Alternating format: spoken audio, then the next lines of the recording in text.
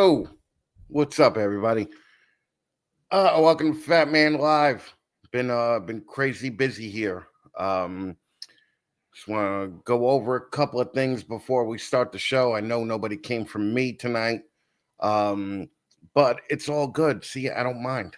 I don't mind at all. Jesus Christ. Okay, so got some things coming up. Got the Nassau Reptile Show coming up on June 28th. We're going to be there. That's going to be the last show of the Deeds Not Words campaign, because the Deeds Not Words campaign ends on July 4th. So if you haven't picked up a fucking shirt yet, pick up a goddamn shirt, okay? Once July 4th comes, these shirts won't be available any longer. We will be doing an Operation Deeds Not Words 2 next year. It's going to be totally different shirts with totally different designs. We are definitely we're going to Camp Freedom, I believe, the day after Gettysburg, to drop off a big donation check and spend the day with the disabled vets and first responders there. So if you're in the area, make sure you stop at Gettysburg. By the way, I'm going to be doing live streaming from Gettysburg all day long from that show, and then the next day we're heading out over to Camp Freedom to take care of this and finally get a little rest from this campaign, which is basically taken over everything that we've done here. But thankfully, we get to do it again next year, and all of you people have to do it again with us next year. So if you haven't bought a shirt yet, go over to the fatmannation.com, hit the Deeds Not Words Support Disabled Vets tab in the right-hand corner, and pick yourself up the limited edition shirt. Listen, even if you hate me, okay, but believe me, I know a lot of you fucking people out there hate me. You're not doing it from me. I'm not getting any of the money from this. It all goes to the disabled vets. Every dime of profit that we get from this campaign goes right into the fund of the disabled vets, Camp Freedom. That's what we're doing this all for. So even if you hate me, pick up a fucking shirt, okay? All right? Just don't be a dick, okay? Especially if you're on the back of the shirt.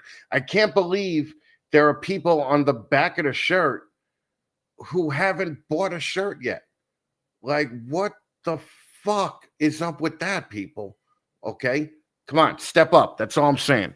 Step up. It's fucking, it's such an easy way to give back to people that fucking risked everything so that you didn't have to risk anything. Okay? So, again, all the proceeds go to Camp Freedom, which basically takes disabled vets and first responders out of a clinical situation, puts them back into nature, puts them back into things that they used to do before their disability. So they take the disabled vets and the first responders hunting and fishing and climbing and anything outdoors. I think they got 6,500 acres in Pennsylvania. They have their own fucking buffalo there. So you could actually go kill a buffalo if you're a disabled vet in Pennsylvania. And, listen, I'm not saying it's cool to kill a buffalo, but I'm saying that it might look cool on a wall somewhere, okay? But what I'm basically trying to say is buy a fucking shirt, okay? Let's thank our sponsors, all of whom have bought shirts already, okay? So they're above and beyond, okay? Above and beyond what the people that didn't buy shirts are doing. First sponsor, my boy Brian Bode. Just spoke with him today. If you're in Las Vegas and you want a quality ball python, head on over to Brian Bode on Instagram, Brian Bode Reptiles. He's also going to be at the Schaumburg show this year. So he's vending Schaumburg, so he's making his way out to Illinois. Definitely stop by the table, tell him that the Fat Man Nation sent you, pick up a snake. I'm sure he'll give you a discount. Brian's just that kind of guy, all right?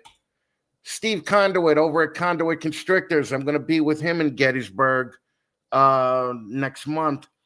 And listen, you guys all know Steve Conduit. Steve Conduit put $1 million into this fucking hobby, okay? And he has some of the best investment quality ball pythons on the East Coast. You got a guy that puts that kind of money into the hobby. it means that he believes in it. So if you need a quality ball python, an investment quality ball python, go check out Conduit Constrictors on Instagram. And again, I'll be hanging out with Steve in Gettysburg. Gray Family Snakes, Axanthic Pides, Axanthic Desert Ghosts. They got some cool stuff on Morph Market that they just updated. If you need a quality ball python, head on over to Gray Family Snakes. They're fucking killing it right now. But deal with Lori. Don't deal with Roger. I mean, Lori is the better looking one. Get a picture with Lori. Say that the Fatman Nation sent you. My boy, Shane Kelly, Small Town Exotics. He was just on Nikki's show, the What's in Your Rack, the 15 Minutes of Lame edition. He pumped up the contest for this year very well. So I can't wait for that time of year again when the contest starts. I want to thank Shane. He's actually the winner of the first one. He's my ride or die guy. If you need a quality ball python and you're in Tennessee or any of those surrounding areas, he also does hognose, leopard geckos, and king snakes now. So buy a fucking snake from Shane. Listen, do I got to say anything more than Will Sanford, Visionary Exotics down in Texas? If you need a quality ball python, you're in Texas. Fucking William is working with puzzle. He's working with paint. He's working with all the new shit. So go check him out at Visionary_Exotics on the old gram. And then listen, my other ride or die here, Large Marge Morphs. Okay, Large Marge Morphs will pretty much offer you a deal on anything right now. And he's crushing it too. He's into the Bang project. I think he's one of the few people that are working the Bang right now. I'm just saying, he was the 2023 winner of the 15 Minutes of Lane contest. So, listen, get on it. If you need a quality ball python, go check out Large Marge Morphs on the old gram. All right, let's see. Who do we got here? What are we doing? I'm going to have to validate some people, right? It's the only reason they're here. Somebody got to say their name on a fucking show. Mike Duval. Thing is, Mike Duval probably can't even see this. All right. What's up, Blind Mike? How you doing, brother? It was cool getting to talk to you this week. I appreciate you. Chris, over 319, Patreon member. Thank you so much for coming tonight. I saw your interview on the other fucking show, but you did good, Chris. So fucking I always enjoy catching up with Chris. And Ring, who hasn't been here forever, the sexy fucking pirate from Florida, here for Connor Caputo. What's up, Ann? Thank you for coming. HJS, I will see you guys in Nassau, right? HJS has been tremendous help. They're a Patreon member also. They have been a killer help with the Deeds Not Words campaign, supporting disabled vets. Okay. M&K Exotics. What's up, Mike? Haven't seen you in a while. Hope everything's good at home. Hope the leg is all right. Believe me, I can understand. I understand what you're going through, buddy. Green Line, Jay. But, dude, I mean, Jay has been killing the Deeds Not Words campaign, showing up for everything, showing up early, showing up where he doesn't have to fucking be. Green Line Morris is one of the top classiest dudes in the fucking hobby, and he's a vet. Go support Jay over at Green Line, also a Patreon member. Dwight the Pie Man, what's up, brother? How you doing? Bosa, nice seeing you here, Bosa. I appreciate you. The Pie Man's been sending me music videos, so I fucking love it. Going old school with me, and we've been talking like old school Motown, like Sam Cooke and Stevie Wonder, and I appreciate Dwight. Morph Mixology, what's up, Bigler? Haven't seen you in a while either, man. Thanks for stopping by. Let's see. We got Sammy. Sammy killed it at the Deeds Not Words campaign in Albany, New York last weekend, and he was the reason that we did so well. Sammy will be with us again at Nassau, and it's just a great thing to watch Sammy work, man. Okay, so, but no, believe me, it's I understand, Mike. I'm learning to walk without one of my legs, so I get you. All right. So we're gonna end it with that. All right. What I'm gonna do now is I'm gonna throw this guest right into the pit. All right, throw her right into the pit. Everybody, look who's here.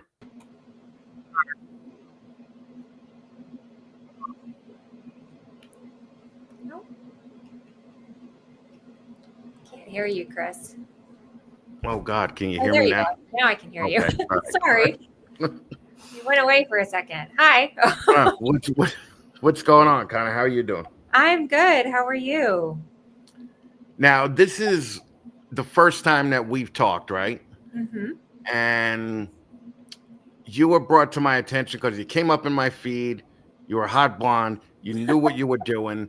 And Anne Ring immediately messaged me when she saw your picture, and she was like, yeah, Connor is fucking awesome. Make sure you have her on, right? So, Yeah. um, It's amazing. I love her. And I was introduced to her through your show. So isn't super Anne grateful great? for that. Yeah. I wish Like, we lived closer and could be like best friends. yeah, Instead of yeah, no, we she's an talk absolute on a badass. regular basis. She's very sweet and kind and reaches out and yeah. Yeah, she always does. She's cool as shit. So talk to me about C3 snakes. Like, what do you do? Are you a breeder?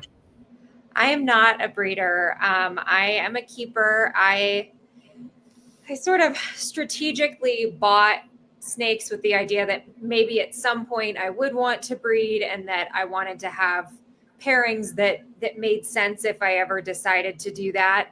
Um, but I haven't dipped into that, mostly because I'm afraid that I will want to keep all of them, which will completely defeat the purpose. No, you're not going to want to keep. Well, maybe the other stuff that you breed, you might want to keep. But you see six ball pythons in a row, and it's like, I got six new I retards don't that I got to know. raise up. I You know, love animals, and so I might. I'm yeah. I no, might that. want to keep all of them. Um, So you've never like vended a show or actually bred anything yet?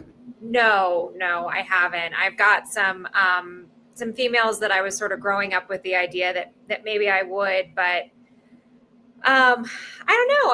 I have sort of mixed feelings about whether or not that's something that I want to do. You know, there's people who were doing a really amazing job with the big stuff, like Canova and Bob and Conduit, and some of those places where it's like that's a whole separate thing. And then there's some really amazing small breeders like Anne, and it's like I don't know that I have anything to add to that sphere other than Well, to make things that I like that are well socialized, but I don't know that we need more of that. So well, that's the whole thing, right? Like you could breed just to breed, but I mean, aren't there enough ball pythons in the country? Like, if you're gonna breed, go after the Sanzinio or the green trees or right. something like that, where there's not 40,000 of them on Morph Market. Yeah. Because I was talking to somebody yesterday, and he was another old school guy, and I'm talking old school like the 90s, and he's like, if Morph Market has 40,000 ball pythons like for sale, he goes, there's easily 200,000 ball pythons in the country. Oh, And sure. I would absolutely agree with that. Do you? Yeah, if not, I mean, you mean for sale, like available that many, Well, or well, just in the country in general, whether it's for oh, sale, whether. I bet there's more than that, because I mean, you would still have snakes kind of from the initial, 90s. Some of those snakes are probably still with us, and so that's just like what's available for sale now. I bet it's more than 200,000. Yeah, I will. I'm willing to get 200,000 because with a lot of the ball python people, um, I don't think they keep them alive. Okay, for the 20-year That's fair. lifespan there is. I mean, Especially the ones that are where people are getting them for their kid at Petco or whatever. oh right. Well, and Sean Bradley used to say, he's like, where are all those cinnamons? That people were selling in 2005 and 2007. Yeah, Those are like the things that nobody talks about. right. But you don't only do ball pythons. No, I have a pretty diverse crew collection. I have sand boas. I have a Brettles python, a Dumerils boa, a Sanzinia, a Solomon Island ground boa and some geckos Mm. and a What green kind of tree geckos do you have? I have an African fat tail, a couple leopard geckos, a gargoyle, a chameleon gecko, and then I just picked up a hybrid Chihuahua crusty at the All American in Colorado. Ah, okay. Oh, so you went to Troy show? Yeah, yeah. Mm. How far a drive is that for you? It's like 6 hours. It's not too bad. Okay. And You're in New Mexico, just so yeah, everybody knows, right? Okay. I'm in Santa Fe, New Mexico, but my parents live in Denver, so we went up and stayed with them. And the show is like maybe 40 minutes from where they live. Yeah, I heard that the Colorado show was a great show, and I also heard the Nashville show is a decent one. So that's the one that I would really like to go to. Um, Nashville's fun. I used to live in Tennessee, so yeah, well, that's the retirement plan, I think, for me is Tennessee within yeah. 3 years. I mean, not that I'm 3 years away from retiring, but you know what I'm saying. All right, so the Sanzinia, why the Sanzinia? Like, what made you get all these particular ones that you have? Because you don't have pairs of them, you just have one, right? No, I just have lots of pets. Okay. So the Sanzinia, I am friends with Shira Loa, who has her handle Snake Therapy. Hmm. Um, and she is a really lovely person. And I just loved watching her interact with her Sanzinia, which kind of got me thinking about it. And then I was perusing, Morph Market and Instagram and all that, and I found Ian Bessel with S&J. Yeah, yeah. And had him. I bought a baby from him last fall. So you're not buying things from any fucking crackhead in their mother's basement who just happen to be No, successful, breeding. no, I know myself well enough to know, like, I don't go on Craigslist or anything like that. I mean, I find rescues without trying. So, Hmm. and I've bought a couple of snakes from people locally or in my area. I see that Christine from Redstrom is on here. I got a couple of snakes from her. That's Um, Christine Shosi, right? yes, Yeah, yeah, she's awesome. Yeah, she's she's very awesome. nice. I Yeah. got two snakes from her that they had gotten from another person who couldn't keep their collection. And then my gargoyle I got from somebody local in Albuquerque also. But other than that, everything I had shipped. So, Right. Okay. and I thought about it because I'm really impulsive, especially when it comes to animals and animals that I feel like aren't being well cared for, or where I feel like I could give them a better life. And so I'm careful about where I look, because otherwise I'd have 10 times as many as I do. Right. Yeah. How many animals are in the house right now? Ooh. Right now, 17 snakes, 7 geckos, 6 parrots, 3 dogs, and some fish. Parrots. Man, they gotta be a pain in the ass, right? They never shut the fuck up and they're messy as shit. Yeah, they're a colossal pain. I have one that I've had since I was in junior high, so she's in her 20s, and she's a colossal pain. And then the other ones that we've gotten more recently, but they are loud and messy, and like reptiles are so easy in comparison. Birds are so hard. Out Yeah. of that 6, we have one who is sweet all the time to everyone, and then we have one more who is, unless he gets really hormonal during the spring. So like right now he's really bitey and stuff, but when he's not hormonal, he's great. And the other 4 are not so much. And well, and where do you keep these things? I mean, do you have animals like in your dining room? Like, I mean, that like you might be considered an addict right now if you Maybe. have Yeah, animals in that's your dining fair. room. Yeah. That's fair. Yeah. So our house, we don't really have a place where we could have like an animal room or anything like that. So we have animals in every room in the house except for our bedroom. So we've got yeah, snakes in the living room, we've got these little sitting rooms, which is where I am right now. There's snakes in there, geckos. Dining room has a couple, 4 enclosures in it and 2 bird cages. So yeah, they're all over. Is anything kept in a rack in your house? No, everything is in an enclosure. Are you an anti-rack girl, or is it just because you don't have enough to necessitate a rack yet? Yeah, so I don't mind the idea of a rack if I feel like the animals have enough space. I want them to be able to move and stretch out and exhibit natural behaviors. If they choose not to do that, that's up to them. You know, if my ball pythons want to stay in the same hide most of the time, that's totally fine. But I want them to be able to do that. So I could see having some of those bigger breeder racks, like what Snake Discovery has, that has the little window that are 4x2 themselves. I would not mind that at all. I just want them to have enough space. And right now I like them to be in beautiful spaces. It kind of has become like art in our home. And so I'm very intentional about where I put them and how I set up the enclosures. And that's a lot of fun for me. So having racks kind of takes some of that out of the way. Right. Yeah, thanks, Mike. I didn't figure that out. Yeah, you fucking douche. Fuck you, Mike. Yes, I'm aware you can't put the parrots in a rack. You wish that you could.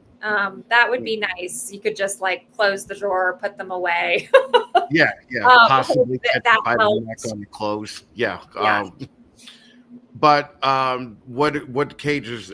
Who's making your cages? I see the ones behind you. Are they Zoom Edge or? These are just Thrive ones from PetSmart that I got when I was first had snakes, and I like them totally fine. I don't have any issues with them holding humidity or anything like that. I've got, but most of what I have are dubias, and then I've got some of the Eco Flex or whatever they are, the gray ones.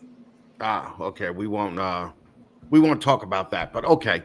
But I don't know if you know Girly Girl Snakes. I've not met Carrie or talked to her, but I follow her on Instagram. And I really love she has a lot of fucking cool cages that she makes from one manufacturer there in like Minnesota or something. Oh, cool. And they're great looking cages that I haven't really seen anywhere before.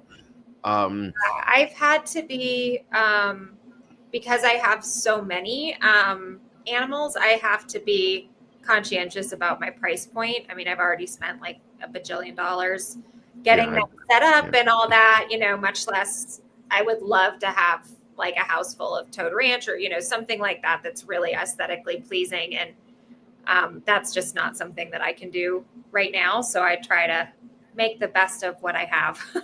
Yeah, no, believe me, I get it. But you have a decent job, right? So you want to tell everybody what you do during the day? During the day, sure. So I am a licensed mental health therapist. The vast majority, at this point, actually, all of my work is in crisis work and sort of community law enforcement based programs. So diversion programs, and DWI program, things like that. Well, the only reason I bring it up is because we had a tragedy in the community this week. Okay.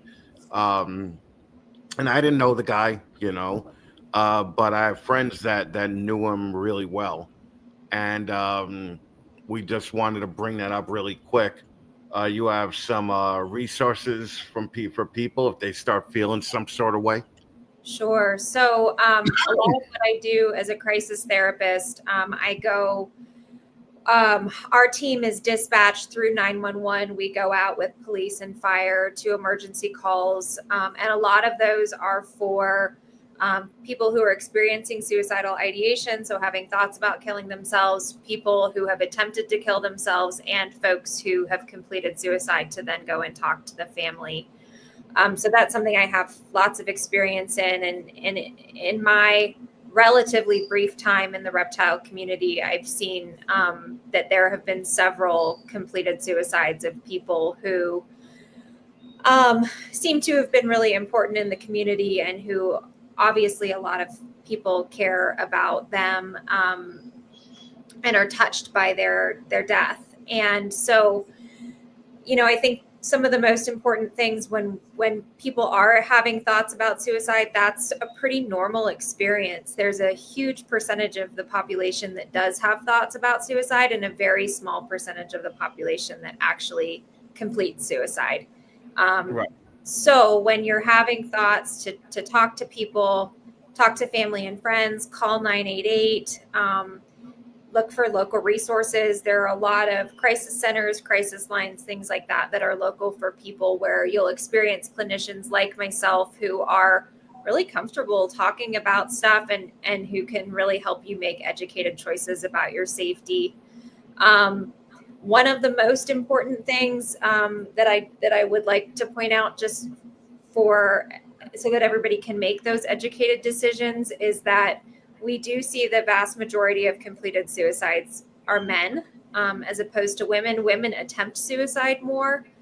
And the reason for that, the theory on the reason for that, is that men are A, less likely to talk about it, and B, they're more likely to use lethal means. So things that you can't change your mind about, or somebody can't help you once it's happened. So if you are someone who keeps firearms in your home, and you're beginning to feel depressed, beginning to have some thoughts, I would highly encourage safe practices.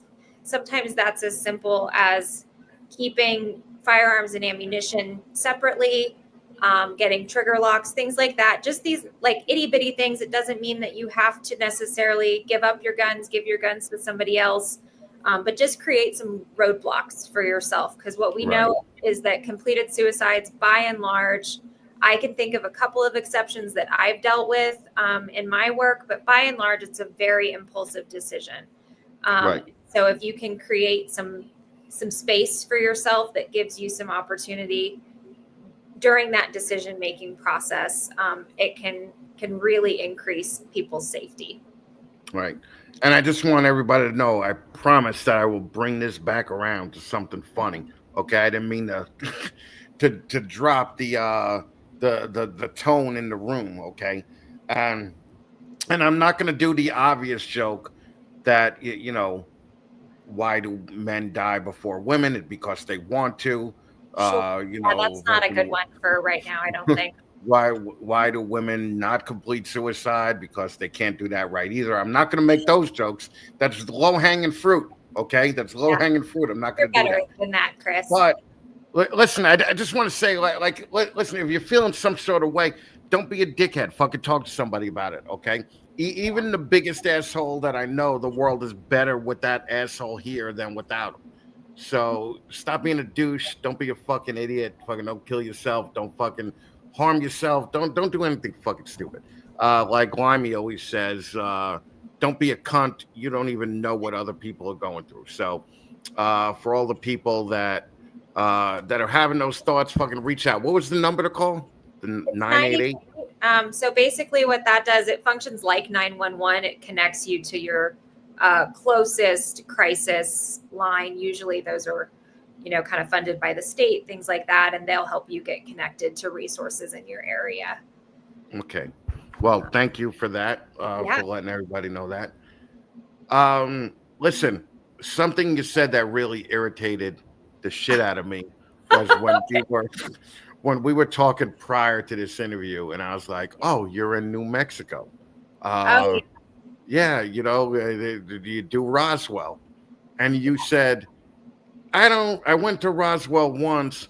The alien stuff is cute, but there's other problems there. Yeah. Okay? Expand on. Okay, so Roswell is in southern New Mexico. It's insanely hot. It's very flat. And so there are a lot of communities in New Mexico, Roswell included, Farmington is another one, where they're really poor. There's a lot of poverty in this state. And so you'll have these areas where you've got oil. So there's oil money. So housing is really, really inaccessible for people. And then there's nothing else really. And so I will preface this with, I've been to Roswell one time. It was during COVID. There may be something brilliant that I totally missed. We were there visiting some friends. We went to like the fact that a fucking alien ship fucking crashed there. Alien stuff, like, the McDonald's is alien themed. Like there's stuff like that. But it's really just a small, poor town that's trying to monopolize on and capitalize on what they have, which is the alien thing. And there's a lot of, there's a lot of meth and a lot of poverty. And if you're going to come to New Mexico, like, make it a day trip to go to Roswell. Don't stay there. Don't spend the night, right? I mean, you could spend the night if you really wanted to, because it's a pretty decent drive from anywhere else. But like, don't come to New Mexico to go to Roswell. Like the little alien, you wouldn't recommend staying there? Okay. I don't know. I don't know. I've not stayed there, so I will remain neutral about that. But I would. There are some really, really, really beautiful places in New Mexico and some really cool stuff. And I would not put Roswell in that category. No, I get it. I get it. You're an elitist. I get it. Okay. Yeah. I'm a little snobby, I guess. Yeah. Yeah. You can't relate to the meth heads, right? Well, actually, I can. So I spend copious amounts of time at work with individuals who are experiencing psychosis and other disruptions from meth use, and I actually rather enjoy it. It's quite fun, and there's a lot of really funny stuff that happens. You have to have kind of a dark gallows sense of humor to get by with that, but I actually really love it. That's not how I want to spend my leisure time. My leisure time, I want to be further away from that. All right. I'm going to New Mexico for a week. Where do I go? I would say Santa Fe. I mean, I'm biased. I live here. But it's beautiful. There's tons of stuff to do. Great food. And it's close enough that you can then go from Santa Fe to Taos for a day trip. Taos is pretty cool. There's lots of amazing things. Santa Fe is where the son had his giant mansion in Succession. So yeah, I could see you hanging around those kind of those kind of situations. Yeah, Santa Fe is really beautiful, and it's within driving distance of some really cool like national monuments and cool. There's lots of like Pueblo ruins and stuff like that. If you're into things like that, there's a big art scene. It's a really beautiful place. Okay. Well, is there, I don't know how to phrase this. Is there a thriving reptile scene in New Mexico? Not that I'm aware of. I mean, there's like some groups on Facebook, and there's a couple breeders like Christine. But New Mexico has some sort of restrictive regulations about what you can keep. And I think it used to be called Game and Fish or Fish and Game, but they changed it to the Wildlife Office pretty recently. They are the ones who are in control of that. And it's really hard to get in touch with anybody from there to find out like what you need to do, who you need to talk to, all that is like impossible. And then we don't have reptile shows here. We can, and I was not involved in the hobby then. I've only heard the rumors about what happened, but apparently there was a show where there was some sort of a disagreement between a vendor and a buyer, and the buyer called somebody, and it turned into a whole big thing, and there were crocodilians there that shouldn't have been there, and all that kind of, drama. So now the rule is you can have a show, but everybody has to submit a list of exactly what they're bringing before they come. And so it's just not worth it. And the market here is not big enough for that to be worthwhile. And quite frankly, I think, the percentage of the population who would be interested in it is probably not folks who are going to be buying really high dollar animals, which makes it like not worth it. Right. I gotcha. So where's the closest show to you? Probably I've heard there's a show in Amarillo. I've not been to that. That's like 4 hours. Yeah, Texas, right? Okay. So West Texas, Colorado, Arizona, those would be the closest. Kansas isn't too far. Right. Okay. Yeah, I used to live in Colorado, and then when I was going back to California, you had to go through Arizona, and then I realized how close New Mexico was to that. Yeah. So, is New Mexico your final destination, or do you plan on going somewhere else? No, I plan on being here. I have lived all over. And when I moved back 10 years ago, I was like, I'm tired of moving. Santa Fe is where I want to be. I'm going back, whatever that looks like. And now I'm really, my family's here. I'm really involved in the community with my work, and I'm pretty invested in staying here, even though that means I'll never be able to keep some of the species that I'd like to. Right. Yeah. All right, and let's talk about Joe Goodlooking. Your husband is a firefighter from New York. How the fuck did he end up in New Mexico? So his family moved here. His family's from Staten Island. They moved here. He's Goomba, Staten Island. Yeah. Yeah. Oh yeah. They're totally Italian American from Staten Island.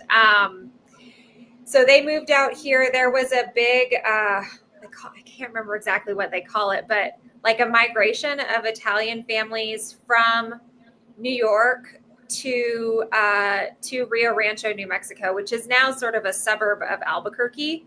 Okay. And it is all of Rio Rancho is builder homes. So it's like this giant subdivision with, now it has other things, but initially it was just like builder homes on the mesa. And so it made it so that you could get houses really affordably. And coming from New York, where stuff is really expensive, like you could have a 4-bedroom house with a lot, and that was really appealing. And so a lot of families came out here, and their family was one of them. There's also a rumor that there were a lot of New York families that were transplanted to Rio Rancho and Albuquerque as part of the witness protection program. Witness protection. Yeah, my blue heaven. Yeah.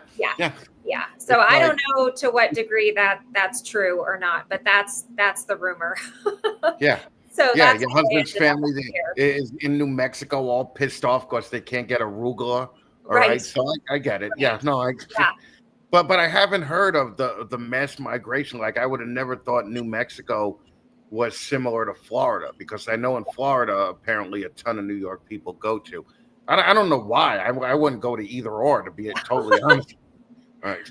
Yeah, I mean, people just couldn't afford to have what they wanted there. And here, and if you can't, I think they were like, renting somebody's basement apartment, like somebody's basement in Staten Island, and this made it so that they could afford to have a house. Yeah, I get it. It's so disgusting, because my friends in Tennessee and Texas, they all think I'm rich because I live in New York. I am so not rich. Yeah. Like fucking, as a matter of fact, anybody wants to throw a super chat this way, boom, all right? Fucking, I'll throw it towards my arugula fund. All right, but fucking, I just haven't heard of the mass migration there. But I guess that's kind of cool, the Italians going west and fucking, teaching you guys how to make pasta the right way. I think that would be. Yeah, Sal does make pasta and sauce from scratch, so that's pretty cool. All right, I would have never guessed that his name was Sal. Okay, yeah. Fucking cool. Shocking, Okay. right? I know. I know. So, how long have you been married? We've been married for 4 years. Okay. And what's his involvement in this whole reptile thing? He is very supportive. So So, I no, grew up. so he doesn't help clean. I mean, he would if I asked him to, but I feel like I've created this world for us, so it's my responsibility. Um, and So you're responsible for all the animals in the house. yeah, I mean, well, the reptiles, yeah. I'm responsible for bringing all of them into our lives, if that's what you mean. Well, because Yeah. the Italians I know, they're like, yeah, you get a fucking dog. You want a pet? You get a fucking dog. That's it. You don't get Oh a yeah. Yeah, I mean, he loves animals, but he did not grow up with pets, whereas I did. I mean, we had reptiles when I was a kid. We had birds when I was a kid. We were living in Pasadena, which is in Southern California, and my grandmother flew from Dallas to come visit. And this was back, in the early 90s when you'd meet people at the gate, right? And so we met her at the gate, and she had this critter keeper that she had flown on the plane with that had fire-bellied toads in it that she was bringing to me that she didn't tell my parents about. And that was not his experience at all. So he's just sort of joyfully along for the ride. Yeah, no, I get it. Believe me. Thank you, Morphs. I didn't grow up with any of this shit either. Like you're in New York, you're not going out herping, right? Yeah. Whereas in New Mexico, you probably could go out and find some pretty cool things. Totally. I found a gopher snake at my barn, which is in our backyard, the other day. On my way home from work, there was a gopher snake, or on my way to work, there was a big bull snake in the road that I moved. I mean, they're everywhere here. Right. Right. Yeah. See, in New York, we didn't have that. Yeah. But like the only grass I had growing up was like at the subway station, like 3 blocks away from me. So, Right. so I get that total part. But then I moved out to California, and they're just everywhere there. And California pretty much lets you keep anything. So, it was easy to get into it from there. All right. So technically, I called you a doctor before. You're not a doctor. You're a therapist, right? Yeah. All right. I have a master's, not a PhD. So. Okay. All right. So, but you are an educated person. I hope so. I try. 100 men, 1 gorilla. Who wins? Oh no. I have no idea. I'll open this up to the room too.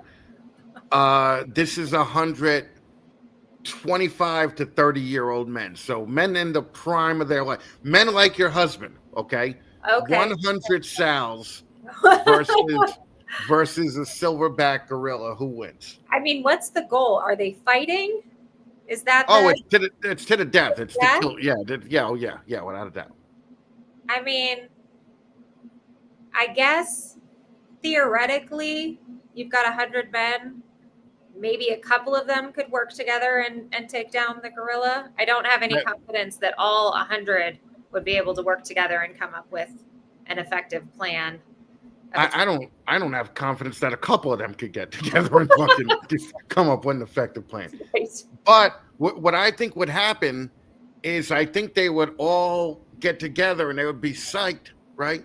They're like, we're going to fuck up this gorilla, right? And then the gorilla's going to come into the room and rip somebody's jaw off, and everybody's going to start thinking, oh, I don't want to be that guy, right? That just got the jaw ripped off. So automatically you're down to 99, right? How many of those men bolt for the door? That's why I think I actually think it would be no contest. I think the gorilla would be last man standing. No problem. That's a fair point. Yeah.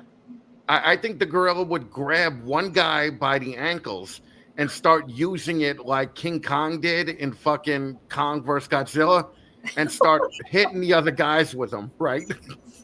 Fair enough. And now this guy basically has a 200-pound battle axe that the gorilla's waving around, so he has a weapon on top of it. Yeah. So I honestly think no matter what, the gorilla would have. The I would gorilla. actually have more faith in a bunch of older, out of shape dudes having a better chance because I think the older, out of shape dudes would be like, yeah, I'm not gonna fuck with that gorilla, and they would push enough people in front of them where they'd be able to get to the door. But Yeah, could be. okay, all Could right, be. all right. Would you rather be in a forest with a man or a bear? Oh, a bear for sure. Why? Why Why? is that even? Why, yeah, let's dive into this. Why don't you lay down on the couch for a minute? Let's Sure. dive into this. All right. Let's, shall we? No, I think in a circumstance like that, you know what the bear is going to do, and so you can plan accordingly. I think that the whole theory with that question is that there are a lot of people, many of whom are men, who engage in behavior that is substantially more threatening because you don't know that it's coming and you have an expectation that something else is going to happen than what does happen. And yeah, Okay. I would All right. expect there to be a bear in the woods. I wouldn't expect there to be some random dude in the woods. And is he a helpful guy? Is he a creepy guy? Is he a serial killer? I don't know. A bear is a bear. Okay. Don't you think for a second though, right? Oh, I would rather the guy grab my ass or pin me against a tree than be mauled to death by a bear. Okay. Don't you think there's levels of, hey, I don't want to get mauled, whatever it takes to avoid that. I would rather have the guy. See, look, even more forge. I mean, Okay. I Yeah, guess it depends on what your goals are. I mean, if I get taken out by a wild animal, I'm okay with that. Like die doing something I love. Um, yeah, I are you one of them women? I'm just asking because I don't know you. But are okay. you one of those women that are gonna get killed in a way that you thought the bear wanted the cookie? So you would give the bear the cookie, and then the bear would grab you through the bars and fucking I yank mean, your arm off. I would hope not, because I would hope that the bear would know that I was its friend and that then we'd be. How would the bear know that though? Okay, tell I me. know that they wouldn't, but deep down, I would really want that to be true. Um, yeah, I definitely fall in the trap of thinking that all wild animals would want to be my friend. Um, but I do find that animal behavior is a lot more predictable than, I mean, human behavior. Like I now at this point in my career with the work that I do, like I can almost always call it. I almost always know what's going to happen. When I get the dispatch information from 911, like I know what the deal's going to be. Um, and that's not always like fun, like Right, I'd rather be in the woods with the bear than with a lot of the people that I encounter through my job. Not that I'm afraid of them. I don't ever feel afraid or scared for my safety or anything like that. But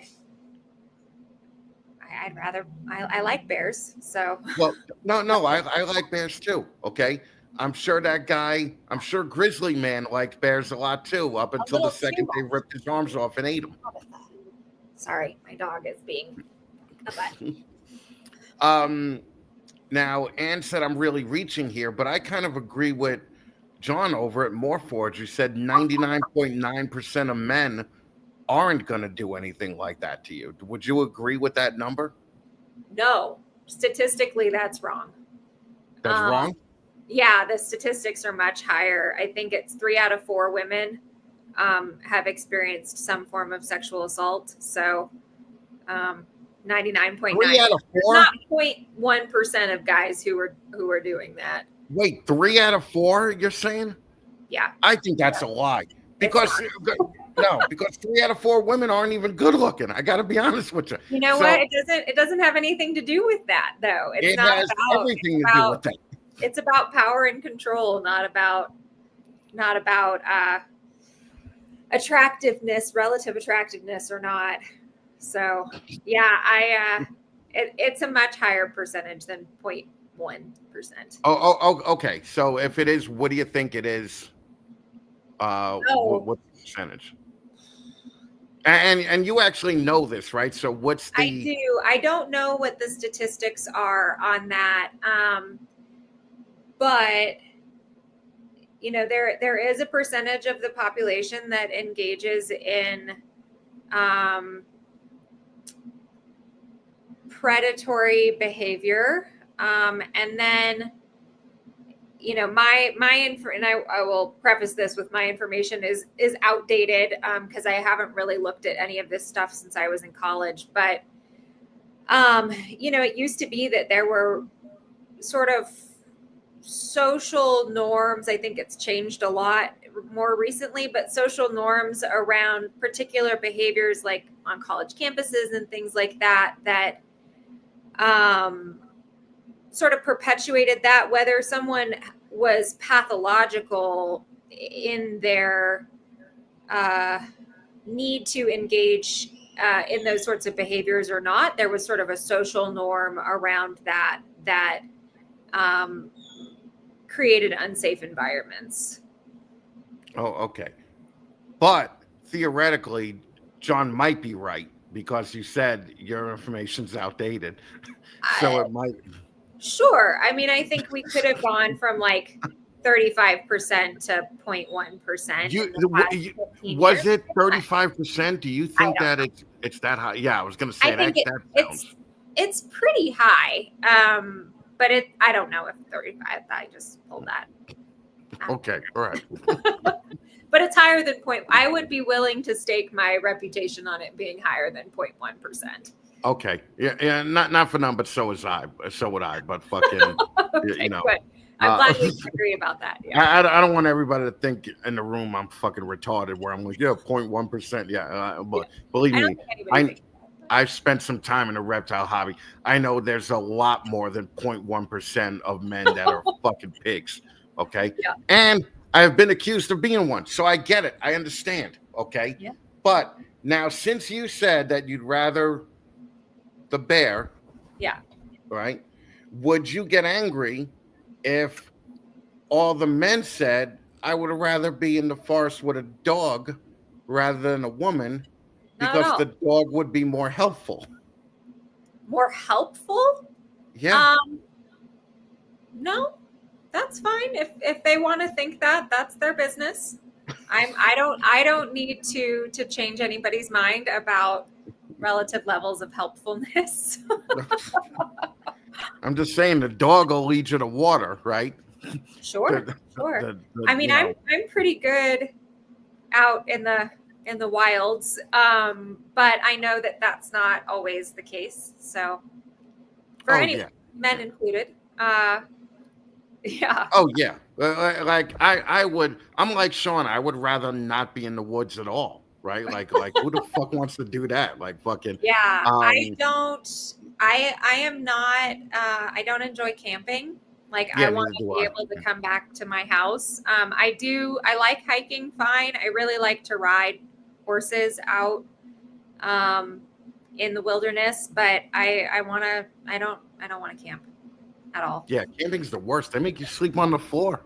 Yeah. Right? What the fuck is that? And I went camping once, and I was like, "You mean I got to sleep on the floor?" Yeah. And the fucking dude looked at me like I was retarded, and he's like, "When you're outside, it's called the ground." And I'm like, "Shut the fuck up!" Like camping to me would be a cabin in the woods with Wi-Fi and a hot tub overlooking a lake. Like that's the closest I want to be to camping. Yeah. Like I don't see the fun involved. I got to be honest, I don't see the fun involved in herping.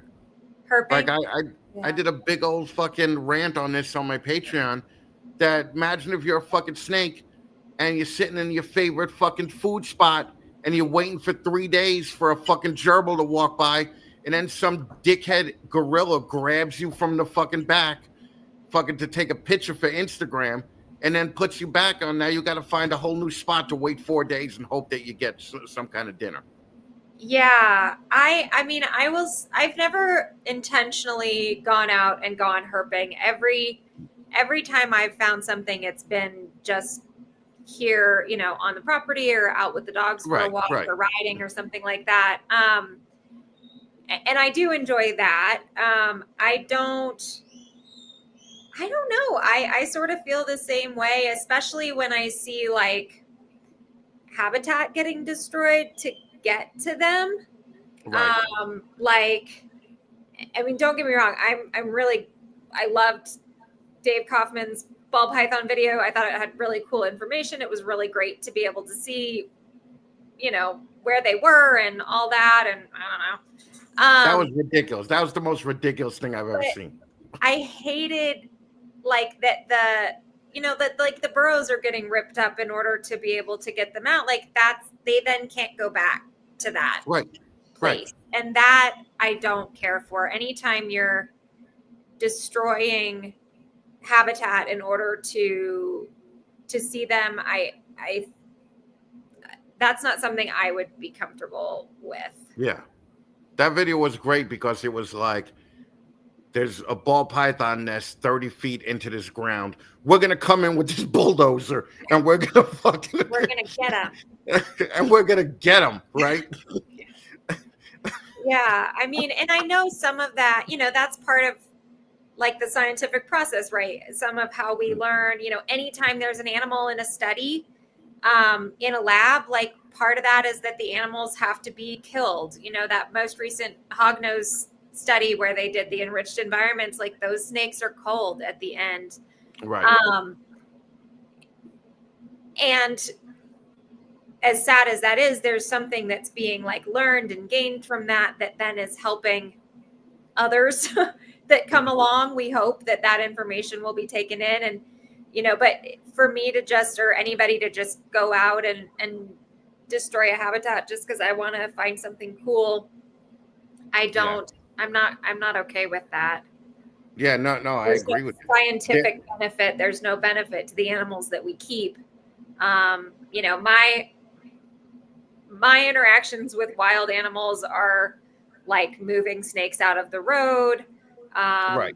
I've offered, we live in a neighborhood where the minimum lot size is 12 acres. And so there's lots of animals. And so like, I've reached out to all of my neighbors. Hey, if you have a snake that you want relocated or that's on your patio or something, call me, I'll come and get it. But that's sort of the extent of my participation in those sorts of things. And I don't know. There's this one jackass on Instagram that I always see is real. Is he the guy that jumped at the bull snake in the road? No, he's a dude that is in the Everglades, and he's like, "Oh, okay. Here's a veiled chameleon, yoink!" And then he fucking grabs the thing, right? and he's like, "Oh, you're not a native species, Mr. Burmese python. We have to go kill you now. Like we can't let you back in." Or like, I hate that motherfucker. But what I hate even more is that I think I would be friends with the guy if I met him in life, right? Because that's just he's cool. That's a cool word. Like I would have never thought of yoink, as the fucking word. But there's.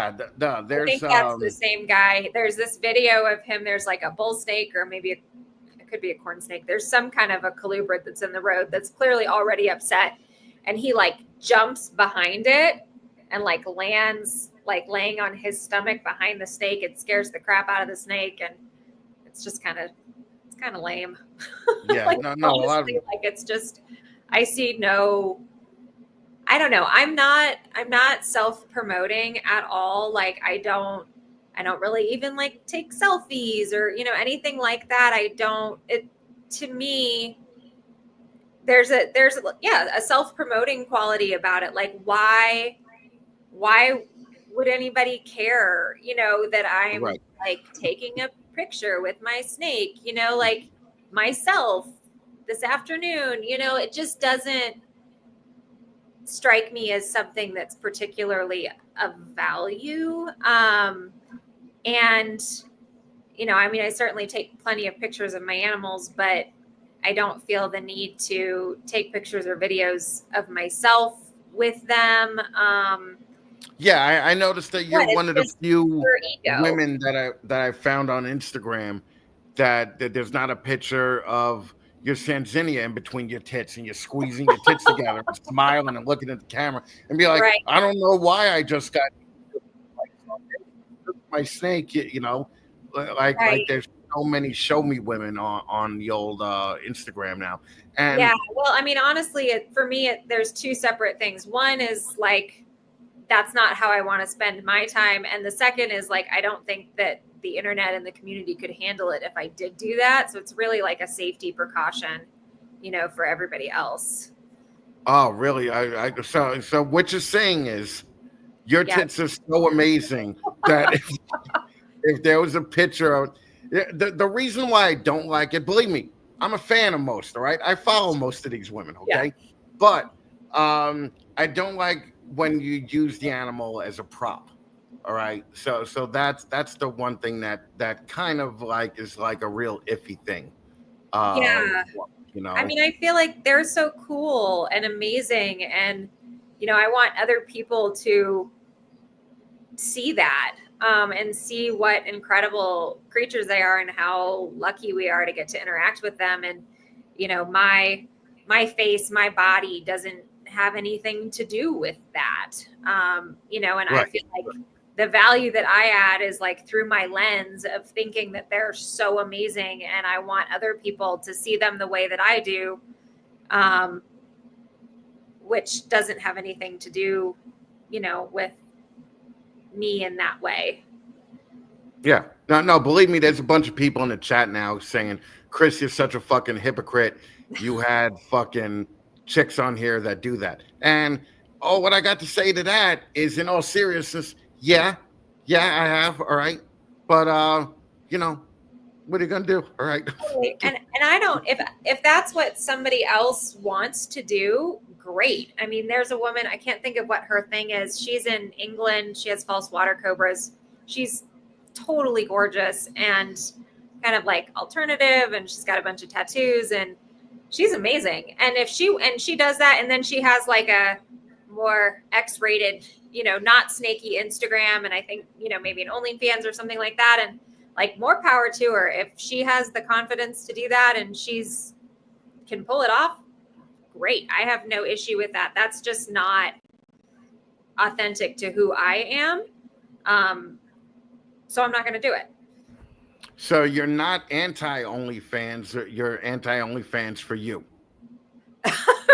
Right. I mean, I think, Okay. like, if I'm certainly not going to tell somebody else what they should or shouldn't be doing, unless it's like animal care, or like doing something to the animals that I don't agree with. But, in terms of like other women, if they have the confidence to do that and that's what, what they want to do, great. That's not something that I care to do. Right.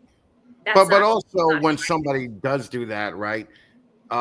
It's almost like you think to yourself that there is a window that you could do that, right? Like there is a window, right? Potentially. So, I mean, I think we're seeing that window getting bigger, but yeah. Yeah, which is so bad, right? I mean, there's so many fat people with fucking OnlyFans accounts. It's the worst. Okay. It's just the worst, man. I mean, it's just ruining it for you. Like, I liked when OnlyFans people had shame about them, okay? Mm-hmm. And they can't be, and now you fucking see a fat topless Instagram model, and you women are the worst too, because you're like, oh, she's so brave. She's so brave. Like there was a fat woman on the cover of fucking Playboy the last issue, and be like, she's so brave. Yeah. What are you gonna say to your husband when he rescues a baby out of a burning building, are you going to be like, you're so brave? You're just like a fat model that posed with a fucking titties out, you know? Right. So Yeah, I that's a fair point. think we're losing track of the word, okay? I don't personally, I mean, I interact with a lot of people who I would consider to be brave. And sometimes myself included, we put ourselves in positions that are not safe through our work, or that society might consider to be not safe. To me, there's like, I don't even consider that to be brave, but babies out of burning buildings, stuff like that. Like there's just this whole other level. And to me, there's not ever a world in which like somebody taking pictures of themselves or having pictures taken is brave. It might be like, I might be excited for them that they had the confidence to do that they felt like they wanted to do that. But I don't think it's brave. And I don't, and that confidence is misplaced, I think. Yeah. And like, I don't think the rest of us should be subjected to that. I would agree. Okay. I would agree. I am not a, I don't think that everyone is healthy. And I don't think that every version of putting oneself out there is healthy. A lot of times that's an indication of something else going on that's not healthy. Needing that validation from other people is not a sign of health. So yeah, no, I agree with that. So, man, you're pretty cool. I got to say, for a doctor or a therapist, you're cooler than some of the slutty women that we've had on the show. So I appreciate it. Okay? I will take that. Thank you. What's the next step for you? Like, as far as, do you plan on doing any type of breeding and selling through Morph Market? Do you plan on doing a show one day and making this a living? Or do you just plan on, I'm going to keep my job and keep this as a hobby? Yeah, I sort of, I think I will keep this as a hobby, and keep working. I really care about my work. And I'm expensive. And so I have to be able to make enough money to support myself and my crazy habits. Right? Yeah. And I sort of have this like dream in the back of my head that maybe someday I'll do small scale breeding with the intention of like really producing good pets, and really like making the snakes that I would have wanted, because we have these species that are docile, but just because something's docile doesn't mean that it's going to be a good pet, doesn't mean that it's going to be well socialized. I see a huge, huge difference in my snakes, the ones that either I got really, really young and I socialized and handled, or the ones that came from breeders that spent time with them versus breeders that didn't. Right. And so, yeah, just as an example of that, we were talking in backstage, and you said you got a snake from somebody who you could clearly tell didn't socialize it. And when you told me the name, I was like, yeah, that snake's never been kept outside of a rack in its life. Yeah. I mean, he's beautiful. Visually, he's one of my favorite snakes that I have. And he really likes my stepson, my oldest stepson, because he kind of like takes him out and puts him on his lap and then dicks around on his phone. And that's perfect for him. Like the snake does not want more than that. And so they do great together. But, I have a couple that are like that, where you can just tell that they weren't handled. And I don't think that's fair to them, even though they're docile by nature. It's unnecessarily stressful for them to then be put into a pet home. And so I sort of have this idea knocking around in the back of my head that maybe someday I'll kind of do really small batch stuff and work with babies like people like Anne do, you know, where the snake that I have that I got from Anne, he's not head shy, he's not scared. We've never had any issues with him eating or, you know, any issues at all. And the vast majority of the snakes that we're selling at a certain price point aren't going to experienced keepers and aren't going into breeding situations. And so we're really setting them up for failure because they're going to go to some kid, you know, whose parents didn't really want a snake, and maybe they'll end up falling in love with the snake. But, you know, our best chance of making an animal that has a good life, because they're going to live for, you know, 15 to 30 years, is creating animals that are well socialized. And that's something that, you know, I've seen both with my snakes, but also with the birds. I mean, the birds that are birds, almost all the birds you can get now are hand raised. The birds at PetSmart are hand raised. That just means that they're hand fed. They take the eggs away from the parents. They're incubated in incubators like we do with snakes, and then the babies are hand fed. It doesn't mean that they're handled and socialized and comfortable with people. And it sets them up for failure. So yeah, that's my also, yeah, Gerald brings up a good point here with the ball pythons. The parents actually fall in love with the ball pythons and then buy 100 of them. Okay. Absolutely. And that's a problem. That's, you know, great. Like I actually think it's a problem. I think it's really? Yeah, because the thing is that, you know, now you got 100 animals that you have to take care of, and that's a full-time job. Maybe not 100, but, you know, I think it's great when the whole family can get into it. Like, you know, I have 3 stepkids, and they all have a snake that they've picked out that that's theirs, and that they get to take some responsibility for when they're here, and they get to hold and care for them. And it teaches them good habits, and it's something that we can do together, which is really cool. So I'm on board with parents getting involved in the things their kids care about, or vice versa. But I also don't think anybody needs 100 ball pythons. Yeah, no, I would agree with you. The thing though that I do, and I've always said this, the pet people will buy $1,000 to $3,000 snake these days and keep it as a pet. And it makes sense, because they would do that with a dog, right? Like, you know, totally. So why wouldn't they do it, you know, with a snake? I mean, of course, the dog is a little bit more, you know, dependent on you, and you could tell the dog could probably save your life. Whereas if you were getting murdered by that guy in the woods, the snake probably wouldn't do anything, right? So, but I have had dogs that wouldn't do anything in that situation either. So, well, then you've had some shitty dogs, man. Fucking.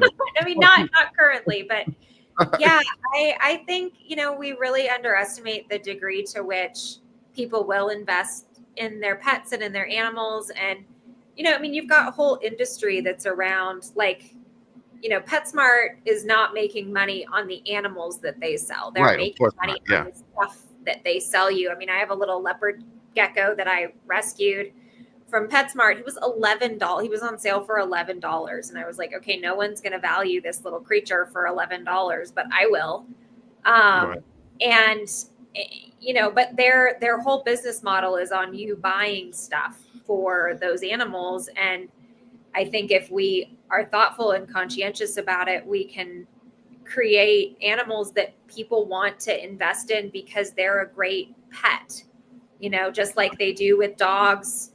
I mean, horses are a little different because they have, you know, there's a lot more that goes into why they cost as much as they do. But, you know, I've certainly invested in the animals that I have, snakes especially, you know, have some higher priced animals that they're pets. You know, my Sanzinia, maybe someday I'll get another one, but that would be like a 10-year 10-year project. That's not an anytime soon project. So, you know, and horses are shit though. I mean, they're the gift that keeps on taking, right? I horses. mean, yeah. I mean, they're the worst. It's like it's always horses are like boats, right? It's like better to know the guy with the boat than to be the guy with the boat, right? Yeah, maybe. I mean, if you know somebody who has horses who's a good horse person, they're not gonna let you like ride them and stuff. Yeah. But horses are like a boat in that they're very expensive, and